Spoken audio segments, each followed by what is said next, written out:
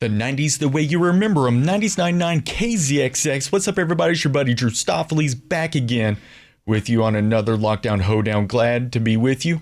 We just heard Imani Coppola with Legend of a Cowgirl. Now, if you weren't bouncing along to that song, check your pulse. Seriously, great song. Before that, another tune from the Sub Pop label. It's Seaweed with Kid Candy. And just before that, it was Jude with Rick James. Now, I have a story to go along with Jude and Rick James. Back in about 97, 98, my mom was diagnosed with liver issues. Her liver just stopped working for no reason.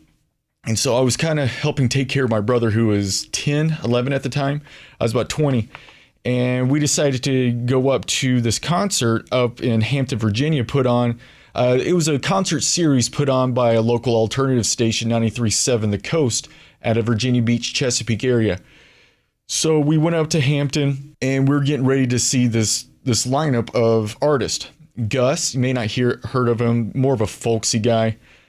Jude, and Train. It was after Train's first album, I believe, and they were starting to get really big. So it was a $2 concert series, and we got to see all three of those artists. The weather was starting to get a little dark and gloomy, and so Gus got up on stage, dropped an F-bomb. I'm sure all the parents were really thrilled with that because there's a lot of little kids in the audience. And then the bottom of the sky just dropped, and it was time for Jude to go on.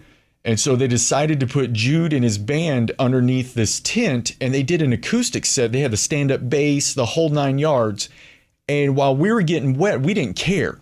Jude was just rocking the house. After Jude's set was done, they took us over to the bar across the street, and Train did an acoustic set for everyone there. All the kids were up near the stage. They gave the kids, posters and pics. My brother got a pic, a whole lot of memorabilia.